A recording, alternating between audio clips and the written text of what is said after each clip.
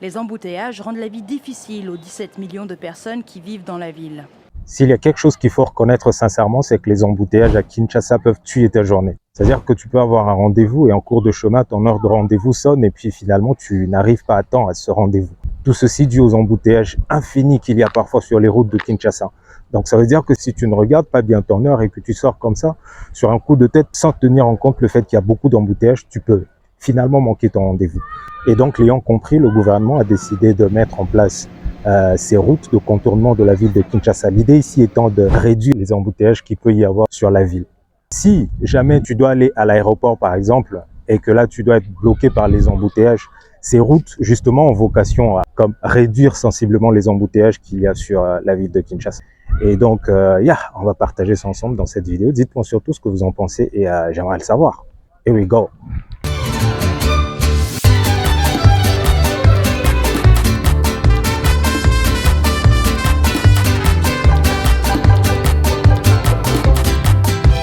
Kinshasa, la capitale de la République démocratique du Congo, a connu une croissance démographique fulgurante au cours des dernières décennies.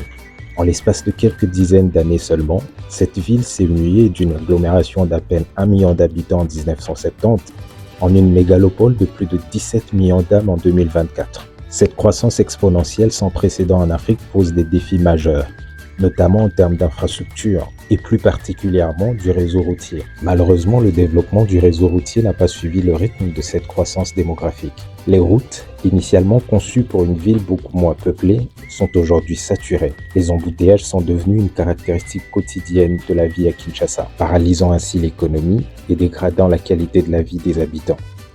Pour faire face à ces défis, le gouvernement a décidé de construire sur 3 ans cette longue route en forme de boucle d'un bout à l'autre de la ville de Kinshasa. Je suis allé voir les travaux de mes propres yeux. C'est ce que je vous partage ici dans cette vidéo. La route devrait partir de Kintambo Magasin jusqu'à Njili.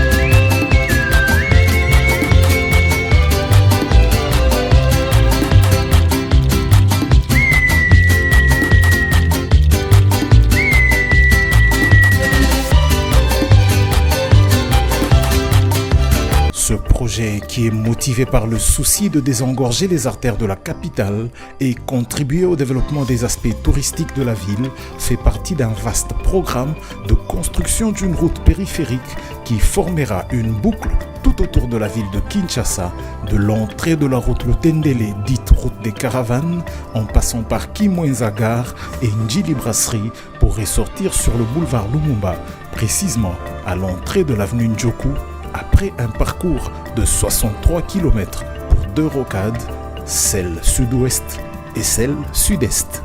Le tracé de la partie sud-ouest va de l'entrée de la route Lutendele au quartier Mboudi, continuant sur la route des caravanes, la localité Mfouti, le quartier Kimvula, jusqu'à la RN1 entre les quartiers Mbenteke et Mitendi. Ce tracé est essentiellement dans la commune de Mongafula, mais déborde un peu dans la partie extrême de la province du Congo central, au village Ngoudiabaka. Le tracé de la partie sud-est va pour sa part de la route nationale numéro 1 entre les quartiers Mbenteke et Mitendi, passe par la chute de Lukaya et la gare de Kimwenza, puis la piste de Njili Brasserie, la rivière Njili, le quartier Kikimi, la rivière Mokali, le quartier Bouma, puis l'avenue Njoku jusqu'à la route nationale numéro 1. Le tracé de l'ensemble de ce projet de construction des rocades de Kinshasa traverse 4 communes, Mongafula, Njili, Kimbantseke et Nsele. La route à construire aura 2 fois 2 bandes pour une largeur de 20 mètres, la longueur étant de 63 km.